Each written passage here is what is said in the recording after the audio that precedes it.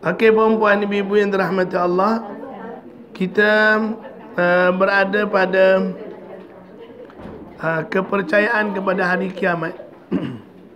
Rukun iman kita yang ke-5 ialah percaya kepada hari kiamat.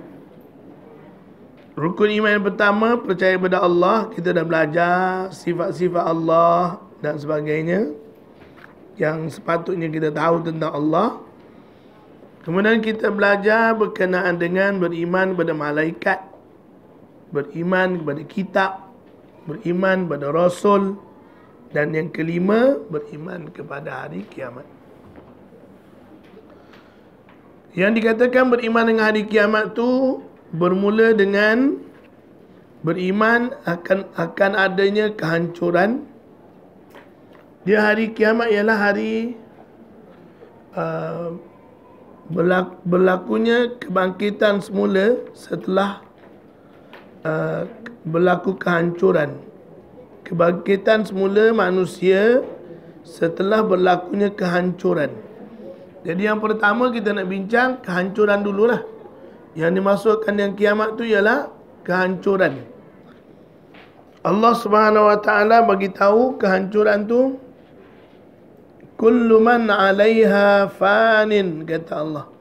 Semua yang ada atas muka bumi ini adalah rosak, musnah, binasa. Yang kekal hanya Allah Subhanahu Wa Taala. Jadi bila berlaku kiamat ni berlaku sebab adanya tiupan sangkakala oleh malaikat Israfil. Bila ditiup sangkakala maka berlakulah kiamat. Selagi tidak tiup sangkakala, selagi itu tidak berlaku kiamat. Mana kiamat ni berlaku dengan kehendak Allah Subhanahu Wa Taala. Bila Allah perintahkan, maka dia berlakulah kiamat. Okey puan-puan. Kiamat di antara ataupun kiamat kalau sekadar kehancuran, itu ramai yang boleh terima, termasuk orang yang bukan Islam. Bila mereka buat kajian, akan berlaku kehancuran kepada alam satu hari. Tapi sekadar itu je lah, sekadar kehancuran. Dia tak percaya yang seterusnya, kebangkitan dan syurga neraka lagi lah. Bila tak percaya ada kebangkitan, tidak percayalah ada syurga neraka, pahala, hisab dan sebagainya. Jadi kita kafir Quraisy dulu mereka sangat menentang tentang kebangkitan semula. Maknanya sebahagian daripada kepercayaan alam akhirat. Bagi kita pula orang Islam, bila mati saja, mati itu adalah gerbang menuju alam akhirat. Bila kita mati, kita dah masuk alam yang lain dan kita akan diseksa ataupun mendapat nikmat hasil daripada apa yang kita buat hari ini. Hari ini kalau kita buat baik, beramal dengan amal saleh, kita akan baik. Baik di alam kubur atau alam barzakh, maka akan baiklah sampai ke penghujung. Tapi kalau di alam barzakh tu kita dah fail, memang fail lah sampai penghujung. Jadi kemusnahan itu dia ada tanda-tanda. Sebelum alam ini musnah, ada tanda-tanda yang kita dah baca, tanda-tanda kecil. Tanda-tanda kecil ni maknanya masih lambat lagi lah nak berlaku kiamat. Tapi ada tanda-tanda besar. Tanda-tanda besar tu memang sangat dekat. Kata para ulama, bila berlaku je tanda-tanda besar tu dia berlaku dengan cepat. Satu demi satu.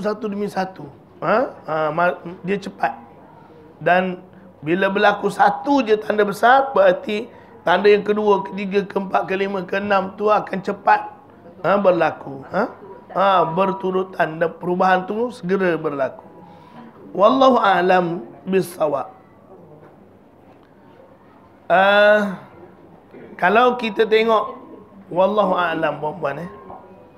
Apa yang disebut oleh baginda junjungan besar sallallahu alaihi wasallam, junjungan besar Nabi Muhammad sallallahu alaihi wasallam, kemunculan Imam Mahdi ni puan-puan, dia akan berlaku di Mekah. Dia akan mendakwa dirinya ataupun dia dilantik sebagai ketua dan diiktiraf, ditabalkan tu di kota Mekah. Dan dia akan berlaku puan-puan setelah berlakunya pergolakan, perebutan kuasa. Itulah saya tengok keadaan politik di Saudi pun macam menakutkan. Sekarang ni kan tengah bergolak. Keluarga diraja Saudi kan. Berebut, tak tahulah macam mana apa kesudahannya. Kalau mengikut wasiat daripada bapa Salman ni, sebelum pergi kepada generasi yang berikutnya, dia kena habiskan dulu adik-beradik. Adik-beradik dia tu kena jadi raja perhabis dulu, baru pergi pada generasi yang berikutnya. Sekarang ni dah ada yang nak potong queue. Nak potong queue.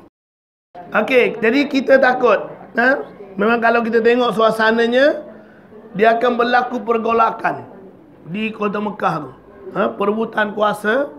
Katanya perebutan kuasa ni berlaku 3 puak.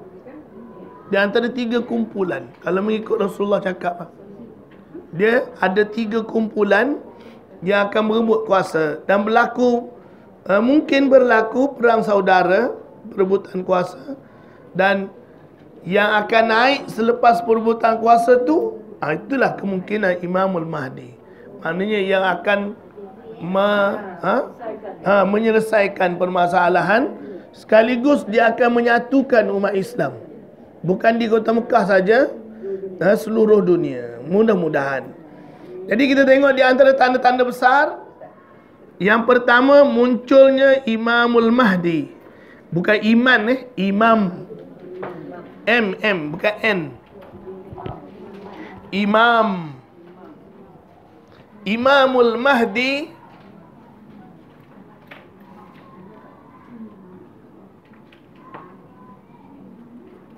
Imam Al-Mahdi.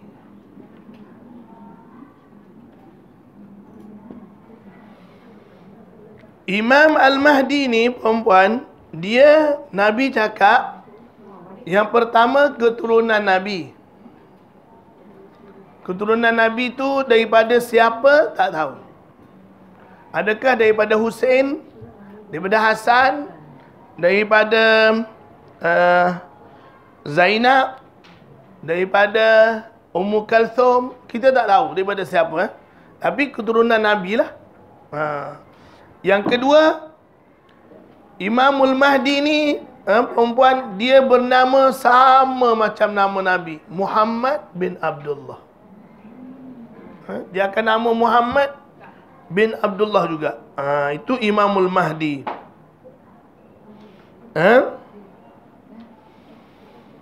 Dan dia, saya punya pandangan ni secara peribadi, bila dia dilantik, dia menjadi satu fenomena. Mana yang akan jadi pemimpin kepada umat Islam ni perempuan, dia tak ada dilantik, semua orang tak tahu, dunia tak tahu. Dia tak mungkin berlaku macam tu. Bila dia dilantik, semua orang akan tahu dan bercakap-cakap tentang dia, hebat dia, keadilan dia, kemasyhuran dia. Mana dia mencetus satu fenomena. Bukan kata bila dilantik, semua orang tak tahu. Sedar-sedar dia mati dah. Mati dah Imam Mahdi. Dia bukan nama Al-Mahdi. Al-Mahdi itu gelaran. Gelaran maksudnya orang yang membawa petunjuk. Al-Mahdi, orang yang diberi petunjuk atau orang yang membawa petunjuk. Itu makna Al-Mahdi. Kalau kita tengok dalam sejarah perempuan, sangat ramai dah orang mengaku jadi Imamul Mahdi ni. Sangat ramai yang mengaku jadi Imamul Mahdi. Dan kalau kita tengok yang awal-awal dulu, kebanyakannya daripada Syiah lah. Yang dia mendakwa imam Syiah, imam yang ke-12 dalam Syiah, nama dia Muhammad bin Hasan Al-Askari. dia kata dia ni yang akan jadi Imamul Mahdi. Bila dia buat pengakuan ni? Tahun 255 Hijrah. Oh, lama dah. Sekarang 1400. Tapi dia kata Imamul Mahdi ni, Muhammad bin Hasan Al-Askari ni, imam yang ke-12. Masa dia umur 5 tahun, dia menghilangkan diri, masuk dalam satu gua, tak muncul-muncul sampai sekarang. Muhammad bin Hasan Al-Askari. Sebenarnya perempuan, Hasan Al-Askari ni, dia tidak ada anak. Kalau baca sejarah dia lah. Dia ni mandul. Tak tahulah macam mana pengikut dia mendakwa dia ni pula ada anak. Dan anak dia ni ketika umur 5 tahun, menghilang dalam gua di satu tempat di Iraq. Di satu tempat di negeri Iraq, nama dia As-Samarra. Samarra nama tempat tu.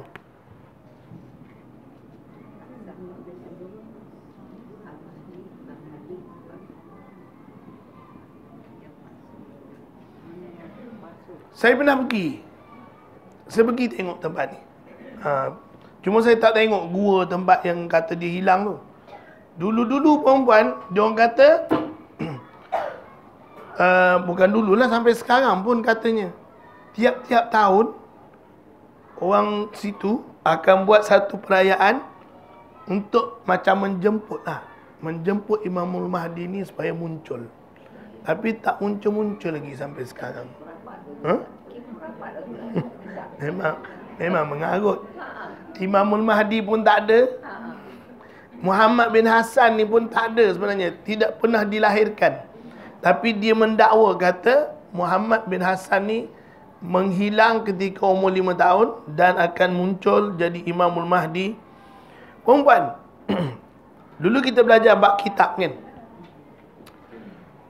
Kita punya, saya tak bawa pula. Saya baru je baca pandangan para ulama tentang bilangan ayat Quran. Bilangan ayat Quran ni perempuan, dia bermula daripada 6,000 sehingga ke atas. Dia khilaf. Bilangan ayat Quran ni khilaf. Yang paling basicnya 6,000. Ada yang kata 6025, 620 berapa tak, ada riwayat dia lah. Yang kita guna ni 6326. 6236 6236 betul-betul. 6236. Saya 632 saya balik. 6236. 6236. Itu riwayat yang kita pakai. Ini dipanggil riwayat Kufah. Ni daripada Kufah. Yang kita pakai ni ialah riwayat Kufah. Kufah sebab apa? Imam yang kita baca tu, kiraat yang kita baca tu, Hafs and Asim adalah orang Kufah. Orang Kufah. Jadi kita baca Quran ni mengikut riwayat Kufah. Bilangan ayat Qurannya ialah 6236. Dan dia tak sama, ada banyak. Tapi walaupun banyak, yang 6666 tu memang tak wujud. Di sisi ahli ulama ulumul Quran, bilangan 6666 tu memang batil. Salah. Tak ada satu pun pendapat yang memberi pendapat 6666 ayat ni. Jadi ini riwayat yang terputus, yang tak tahu puncanya daripada mana. Tidak ada sumber. Memang ada, saya pun pernah jumpa dalam kitab, tapi dia tak bagi tahu daripada sumber mana, riwayat mana. Yang adanya, yang disebut dalam ulumul Quran, ulama-ulama yang muktabar, paling rendah 6,000 ayat. Kemudian adalah perbezaan sikit-sikit dan sebagainya. Okey perempuan. Syiah, dia menganggap ayat Quran ada 17,000.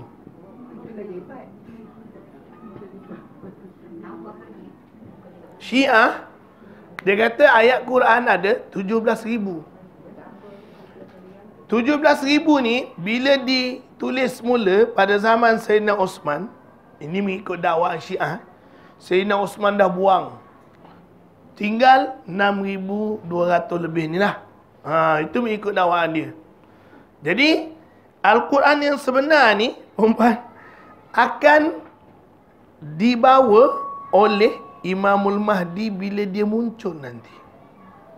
Imamul Mahdi yang hilang tu Muhammad Hasan Al-Askari tu, bila dia muncul nanti, dia akan bawa sekali Al-Quran yang original ni. Yang original ni dia akan bawa. Maknanya perempuan, yang kita sekarang ni ada tak sampai 1/3. 2/3 lagi mana tak tahu lah. Maknanya perempuan semua ni sesat. Yalah. Yalah, kalau 2/3 kita cuma ikut 1/3, mau tak sesat? Kan? Sesatlah perempuan, panduan tak cukup. Wallahu a'lam bissawab. Dia kata Al-Quran yang 17,000 ni yang ditulis oleh Sayyidina Ali dan Fatimah. Kata dia lah. Wallahu a'lam bissawab. Dia memang tak ada orang lain lah. Ali dan Fatimah je yang dia percaya. Ali Fatimah. Banyak betul. Padahal perempuan, Fatimah tu meninggal dunia 6 bulan selepas Rasulullah wafat. Masa bila dia tulis tu? 17,000 ayat tu bila dia tulis? Kalau 6 bulan tu sempat siap ke? Nak tulis 17,000 ayat tu sempat ke siap dalam masa 6 bulan? Masa tu pula Fatimah sakit. Sakit-sakit pun menulis juga. Agaknya macam mana tak tahu. Wallahu a'lam. Itu dakwaan dia lah perempuan. Jadi sebenarnya dakwaan tu tak wujud. Jadi banyaklah perempuan ekoran daripada kepercayaan Syiah ni. Sebenarnya kita akan bincang masalah Syiah ni belakang ni nanti. Ada tajuk berkenaan dengan Syiah. Nanti saya akan bawa buku tambahan yang ditulis oleh Haji Said Ibrahim berkenaan dengan Syiah. Dia bawa pada kita, kalau tak silap ada 13 perkara yang kita ni lain dengan Syiah. Saya nak bawa satu perkara je, perempuan. Kenapa kita dengan Syiah tak sama? Sebab yang pertama sekali, ini adalah sebab yang basic. Kenapa kita berbeza dengan Syiah? Kita ikut Quran lain, dia ikut Quran lain.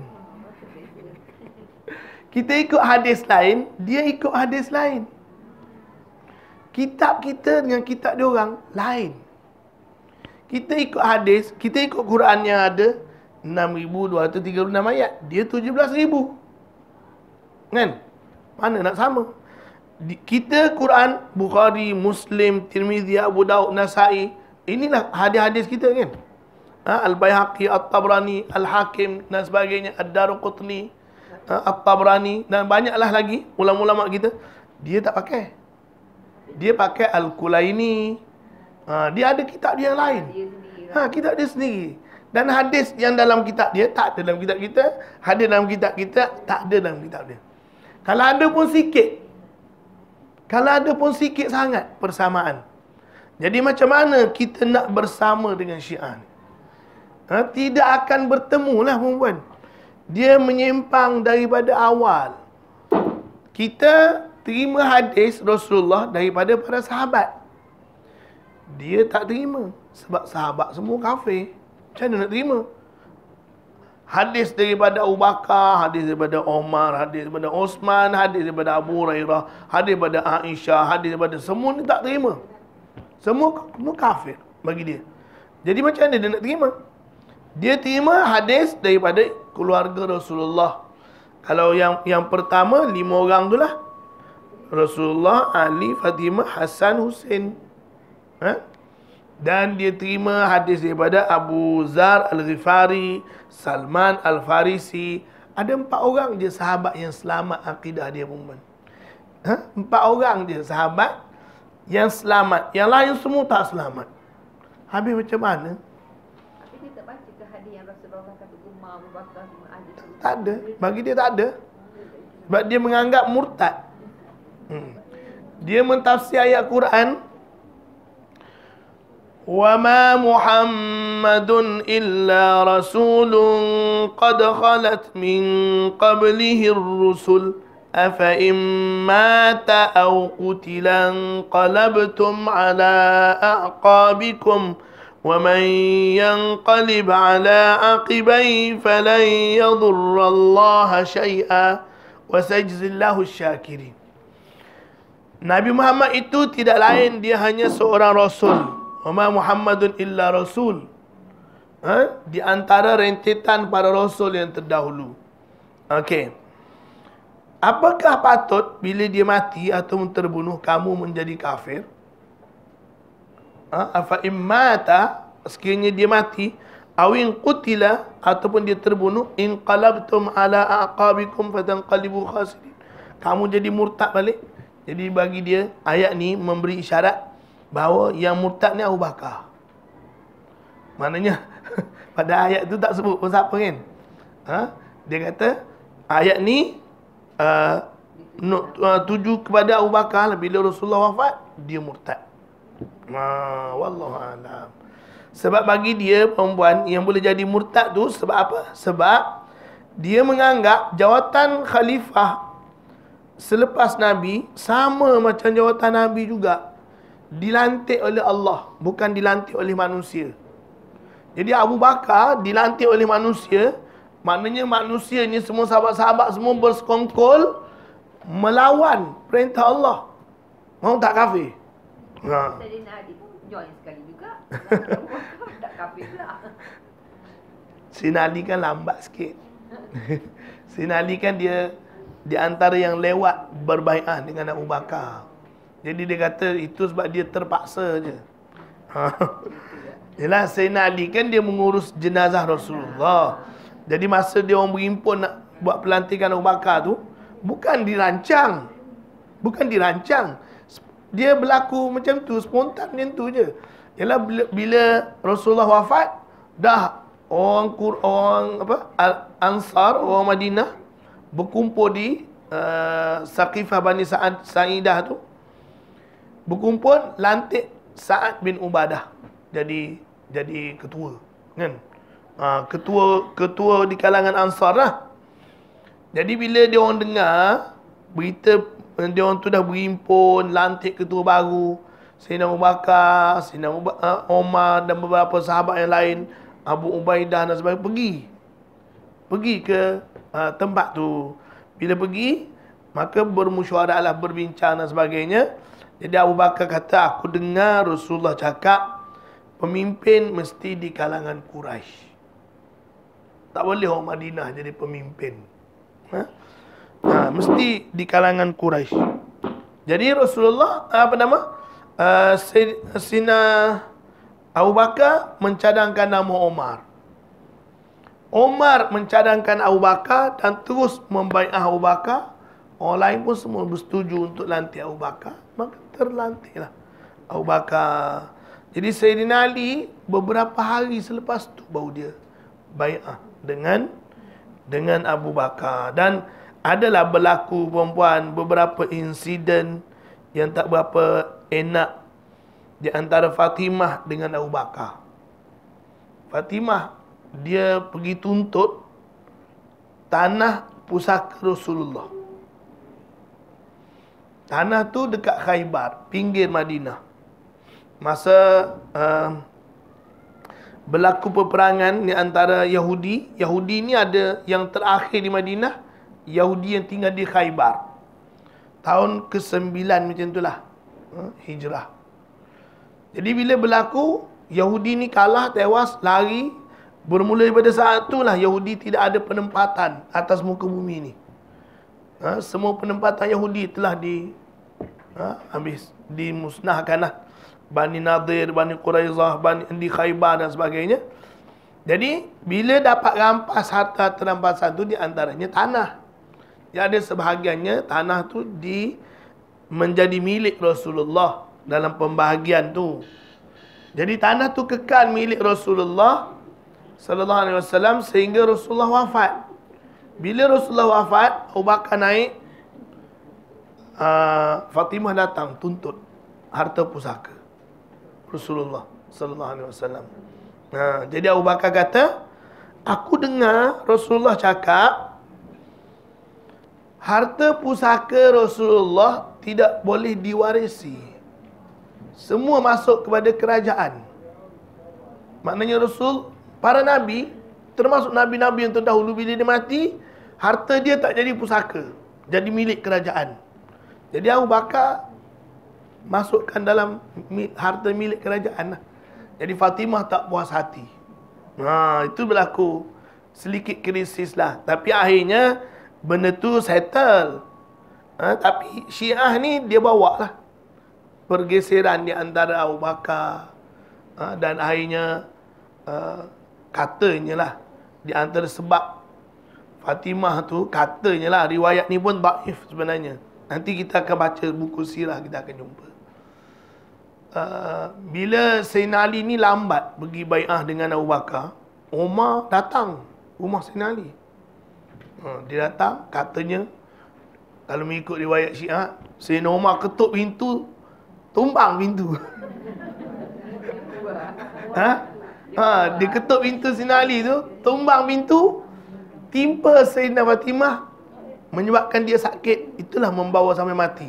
Kata Syiah punya riwayat lah, dia kata gitulah. Wallahu a'lam. Dan riwayat yang sahihnya tak ada. Riwayat tu sangat lemah. Wallahu a'lam. Jadi itu dia bawa lah cerita-cerita yang tak enak ni. Mana kononnya Sayyidina Umar, Sayyidina Ali, Abu Bakar ni tegang hubungannya. Tapi sebenarnya perempuan, kalau kita lihat dalam sejarah, Sayyidina Umar pernah jadi menantu Sayyidina Ali, kahwin dengan anak Sayyidina Ali, kan? Kalau takkanlah bergaduh.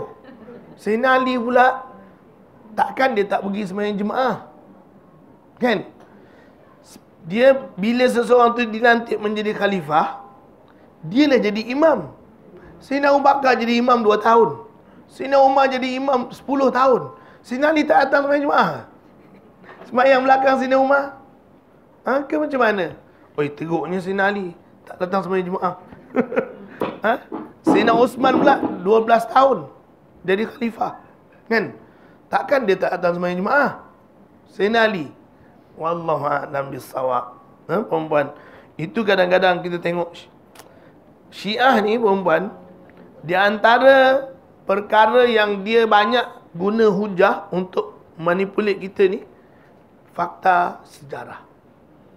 Jadi perempuan kena mahir.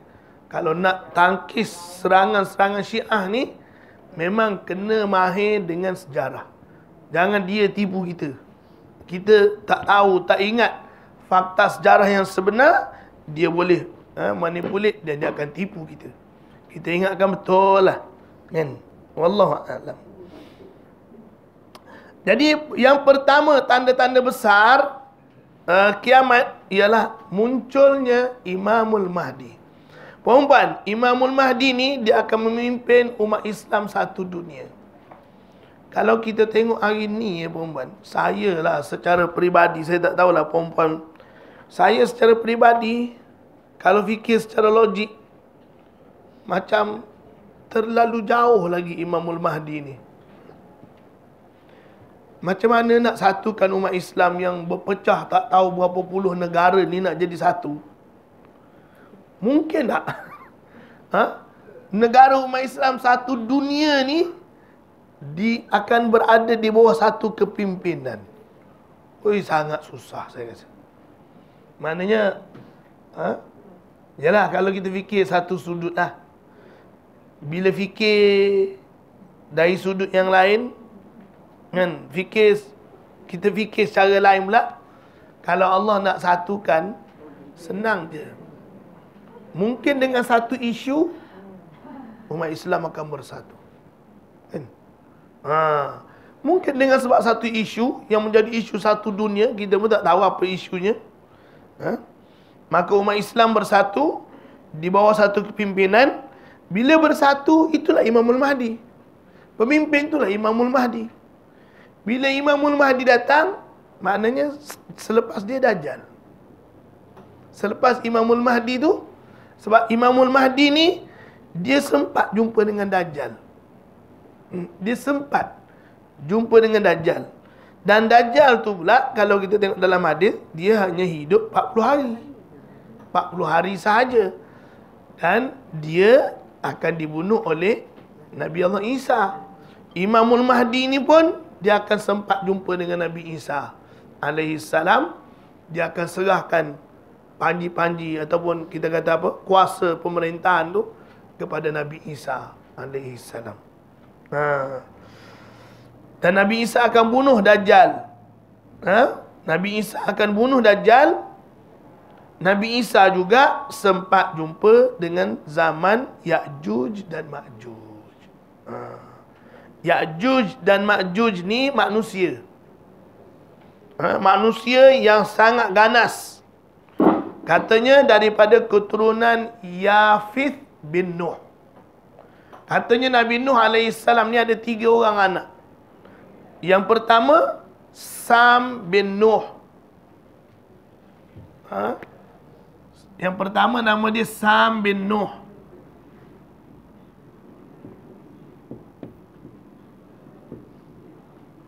Sam bin Nuh ni, daripada keturunan dia, lahirnya bangsa Arab. Bangsa Arab. Sam bin Nuh. Yang kedua nama dia Kham bin Nuh. Kham bin Nuh ni lahirnya bangsa Afrika. Katanya lah. Macam mana boleh lahir bangsa Afrika pula yang warnanya pekat. Dan satu lagi nama dia Yafith.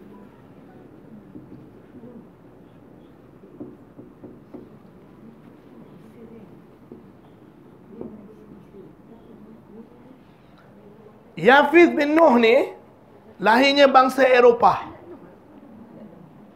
Lahirnya bangsa Eropah. Daripada Turki sampai ke Eropah lah. Turki kan sempadan kan. Dan daripada keturunan ni, kata Nabi, lahirnya Ya'juj dan Ma'juj. Kita tak tahu sebenarnya Ya'juj dan Ma'juj ni kat mana. Tapi dia memang disebut di dalam Al-Quran. Cerita Iskandar Zulkarnain. Zulkarnain itu gelaran. Nama dia sebenarnya ialah Iskandar. Iskandar Zulkarnain sebagaimana yang disebut dalam Quran, dia ni boleh pergi ke timur dan ke barat. Dia ada cara, alat, jentera ke benda tak tahulah, tapi Allah bagi dia kemudahan. Dia boleh pergi ke ufuk timur, ke ufuk barat, utara, selatan. Dia pergi semua dan dia jumpa dengan satu puak. Dia kata, di kalangan kami ni ada Ya'juj dan Ma'juj yang sangat ganas. Katanya Ya'juj dan Ma'juj ni, kalau ikutkan dalam tafsir Ibn Kathir lah. Ibn Kathir kata, maksud ganas tu kerana dia makan orang. Ya'juj dan Ma'juj ni, orang pun dia makan. Wallahu ta'ala a'lam. Jadi, katanya, Banjaran Himalaya tu katanya dekat situ. Saya pun tak tahulah betul ke tak. Jadi, Iskandar Zulkarnain pergi. Ya'juj dan Ma'juj ni dia duduk satu tempat. Kalau jumpa orang pun dia makan. Sangat ganas orangnya. Jadi penduduk tempat yang Iskandar Zulkarnain pergi ni minta tolong dengan Iskandar supaya buat satu benteng. Supaya Ya'juj dan Ma'juj ni tak boleh tembus untuk bertemu dengan orang ramai. Jadi Iskandar Zulkarnain buatlah satu benteng daripada kepingan-kepingan besi dan dicurah dengan air tembaga. Bila dah keras, itulah yang menjadi dinding di antara Ya'juj dan Ma'juj dan juga manusia. Dan hari-hari Ya'juj dan Ma'juj ni korek ni. Dinding ni dia korek. Kalau ikut dalam riwayat, dia korek. Bila dah senja, dah hampir tembus, hari pun dah mula gelap, maka penjaga. Siapa penjaga ni pun tak tahulah yang disebut dalam hadis ni. Penjaga tu kata kepada Ya'juj, baliklah, hari dah malam, esok pula datang. Korek lain pula esok. Bila dia datang besok, yang dia dah korek semalam tu tertutup. Mana dia kena korek daripada awal balik. Hari-hari itulah kerja dia, nak keluar ni. Sehinggalah satu hari, dia korek. Hari dah hampir nak tembus, hari dah senja. Penjaga tu kata, cukuplah dulu hari ni, hari pun dah malam. Balik dulu, insya-Allah besok datang sambung. Penjaga tu cakap insya-Allah. Dalam hadis tu lah. Dia cakap insya-Allah. Bila dia datang besok, yang dia korek semalam tak tertutup. Jadi dia sambung tembus. Tembus tu dia keluar. Wallahu ta'ala a'lam bila. Wallahu a'lam. Ya? Belum.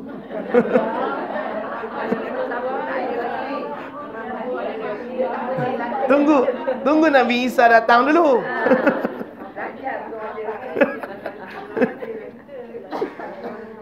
Bila dia keluar, Nabi Isa pun tak boleh lawan.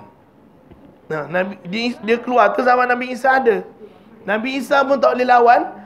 Dan Nabi Isa akan bawa semua orang-orang yang beriman bersembunyi di sebalik bukit Sinai di Mesir sana. Dan duduk kat situ perempuan, putus makanan.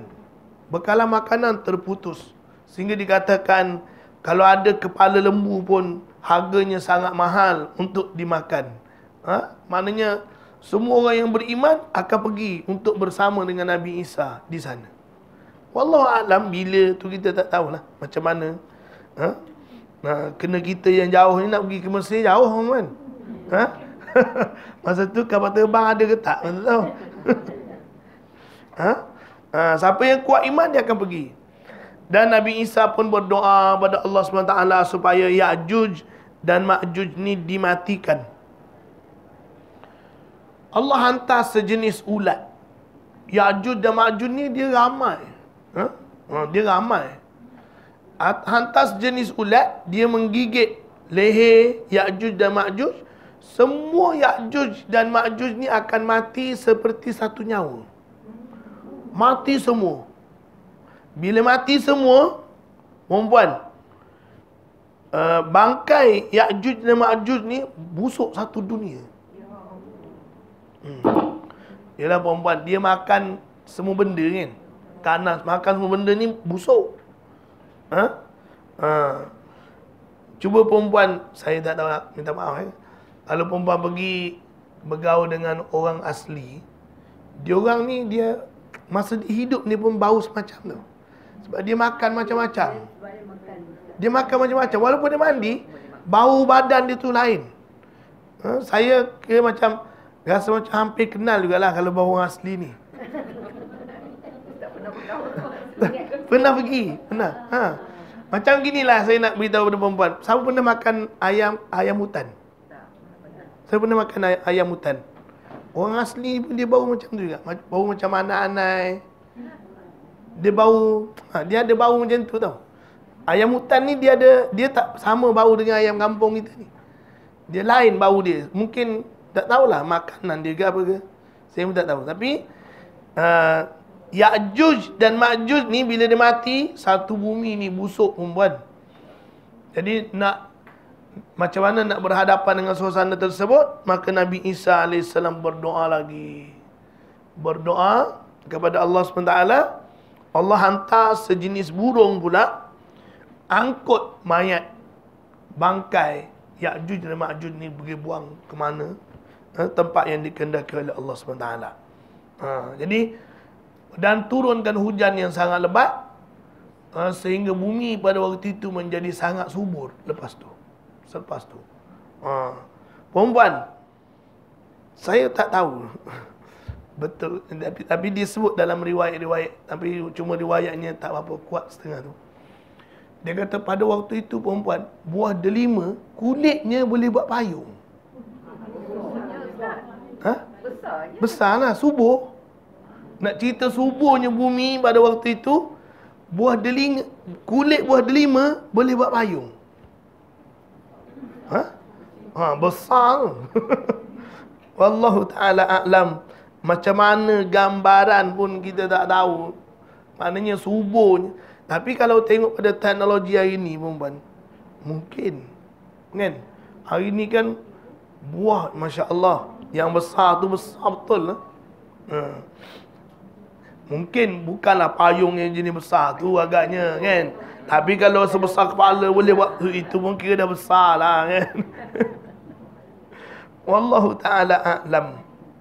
Jadi Nabi Isa ni ada riwayat kata dia akan hidup selama 7 tahun. Setelah dia turun ke bumi ni, ada riwayat kata 7 tahun, ada yang mengatakan sampai 40 tahun. Wallahu a'lam, kita tak tahu. Ada banyak riwayat. Mana berapa lama Nabi Isa ni dia tinggal di bumi setelah dia diturunkan. Lepas tu berlakulah macam-macam, perempuan, dan Nabi Isa pun akan matilah. Akan mati dan keluar asap daripada bumi. Daripada seluruh bumi ni keluar asap. Bukan asap daripada udara, daripada bumi.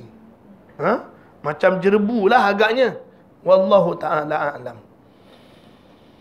Dan Kaabah akan rosak. Kaabah yang ada dekat Makkah tu akan rosak. Mungkin disebabkan pertempuran, peperangan. Mungkin. Hari ni peperangan tanpa had. Peluru berpandu boleh datang. Saya tengok satu video sangat menakutkan. Peperangan akhir zaman. Allah, dahsyat betul. Kapal terbang, dia bawa peluru dan senjata je. Orangnya tak ada. Semua berkomputer. Kan? Daripada jauh turun pun, dia bawa turun peluru, weapon ni, senjata ni, guna payung terjun. Sampai kat bumi, dia pecah. Dia ada, tak tahulah, canggih sungguh. Saya lagi rasa simpan video tu yang dia orang hantar. Dia boleh baca nombor-nombor kereta nak tembak, dia baca dulu. Betul ke tak betul nombor kereta ni, tembak. Oh, canggih sungguh. Maknanya kalau berlaku memang dahsyat lah. Orangnya tak ada. Perang macam tu. Akhir zaman, perempuan. Tapi belum ada lagi lah yang secanggih itu. Cuma itu mungkin dalam perancangan. Tapi tidak mustahil lah, perempuan, akan berlaku. Dan satu hari dikatakan Kaabah rosak dan matahari akan terbit daripada barat. Bila matahari terbit daripada barat, perempuan, sebelum tu katanya dunia ni akan gelap 3 hari. Matahari tak muncul. 3 hari 3 malam. Agaknya dia punya saya menganggap perempuan, dia tak tahu betul ke tak betul. Dia punya perjalanan dia dah lari daripada paksi. Bumi tu dah lari, tergelincir daripada landasan yang dia lalu sekarang, menyebabkan yang tak kena cahaya matahari ni dia tak kena beberapa hari. Tiba-tiba muncul, dah terbalik. Matahari itu macam tu juga, dia bergerak. Cuma bumi tu posisi dia bertukar. Kita berasa macam matahari terbit daripada barat. Sebab dia dah lari daripada paksi dia. Wallahu a'lam, itu saya punya pandangan. Kemungkinan kita pun tak tahu. Kalau tidak, kenapa kita nampak matahari itu terbit daripada barat? Jadi perempuan, itu di antaranya lah. Bila matahari terbit pada barat, perempuan, pintu taubat ditutup. Ditutup. Maknanya apa yang akan berlaku lepas tu, itu pun para ulama bicarakan lagi, perempuan. Berapa lama pula daripada matahari terbit daripada barat tu sehingga berlaku kiamat? Berapa lama? Kalau mungkin beberapa hari, beberapa bulan, kalau tak diterima taubat, okey lah. Kalau lama, bertahun-tahun, nanya. Kan? Taubat tak diterima, bertahun-tahun. Nanya. Maknanya macam mana sebenarnya? Yang dikatakan matahari terbit pada barat. Ada yang mengatakan dia tak lama. Sebab semua peristiwa ni dia berlaku begitu cepat. Tak sempat kita nak fikir, nak buat kajian. Dah berlaku yang lain pula, berlaku yang lain pula, perubahan demi perubahan, sehinggalah berlakunya kiamat.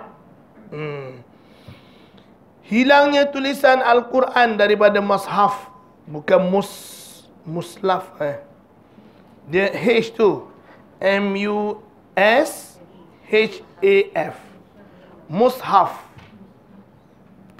Dia dalam bahasa Arabnya macam ni.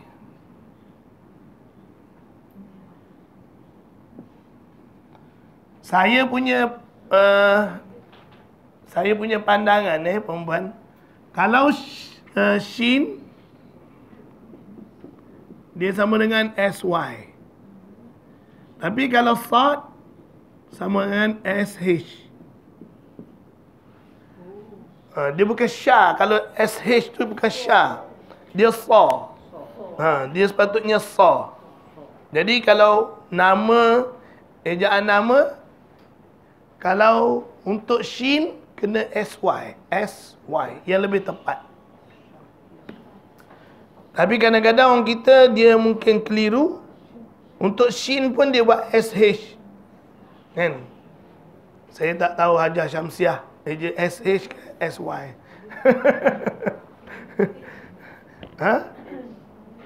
Tak apalah sebenarnya. Ejaan tu tak penting mana. Sebut mesti betul. Mana kita tahu kalau untuk shin sepatutnya Syam, SY, Syamsiyah. Wallahu a'lam. Ya? Mushaf. Bukan mushaf, mushaf. Dia tulis SH tu untuk ganti sad. Untuk ganti sad. Sebab kita tidak ada huruf sad, kan? Wallahu a'lam bis-shawab. Kemudian di antara tanda-tanda besar kiamat juga ialah penghuni dunia tiada lagi yang beriman. Satu hari Allah akan datangkan sejenis angin. Sejenis angin yang setiap orang yang menyedutnya seronok. Sedap je untuk disedut. Tapi bila sedut, mati.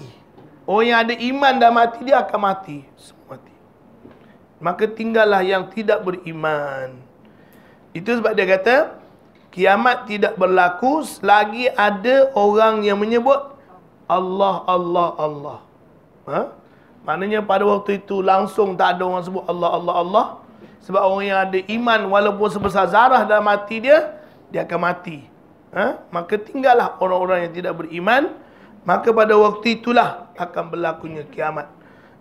Wallahu ta'ala a'lam. Itulah lebih kurang perjalanan kiamat.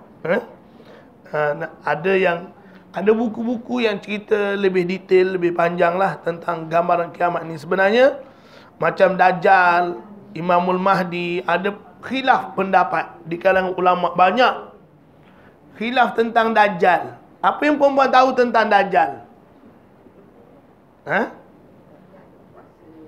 Dajjal ada kuasa luar biasa. Dajjal tu mata satu. Dajjal tu boleh menghidupkan mak ayah kita yang dah mati. Boleh menurunkan hujan dandan, boleh tumbuhkan pokok dan sebagainya, kan? Wallahu a'lam bis-shawab. Belum tahu. Ikut ceritanya macam tu. Itu saya kata benda tu khilaf. Ada setengah ulama dia percaya. Sebab ada banyak riwayat-riwayat macam tu juga. Tapi ada ulama yang dia percaya adanya Dajjal. Dia tak tolak Dajjal tu. Dia kata dalam riwayat-riwayat yang banyak tu cerita tentang Dajjal. Yang basic perbahasannya ialah Dajjal. Cerita sampingan yang luar biasa sangat tu, ada setengah kata tak. Setengah kata tak mungkin. Wallahu a'lam bissawab. Setengah kata dia manusia biasa membawa kesesatan, cuma dia punya angkara tu, mana akibat daripada kemunculan Dajjal tu sangat dirasai. Wallahu ta'ala a'lam. Kalau mengikut dalam kitab-kitab setengah-setengah tu, dia tak bawa hadis masalahnya. Kita tak tahulah dia ambil sumber tu daripada mana. Dajjal tu besar. Dia tangkap ikan kat dalam laut, dia salai kat matahari. Wallahu a'lam. Kita tak tahu lah betul ke tak kan. Kata orang perempuan banyak jadi ikut Dajjal. Yelah.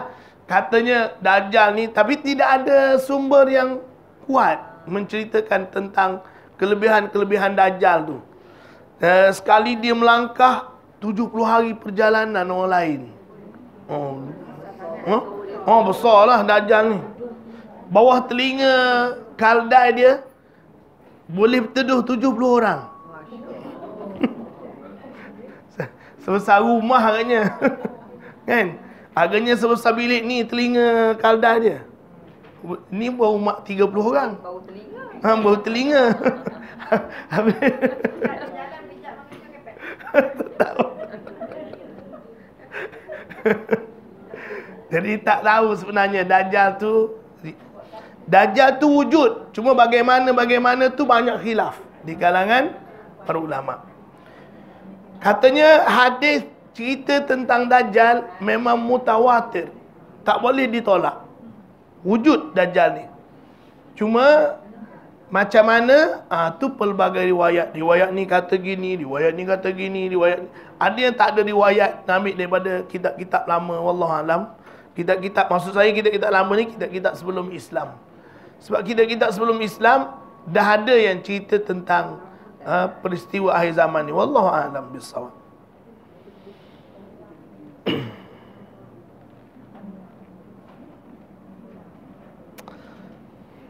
Ada masa lagi?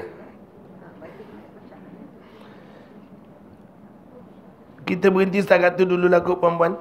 Gambaran hari hampir kiamat ni kita tangguh dulu.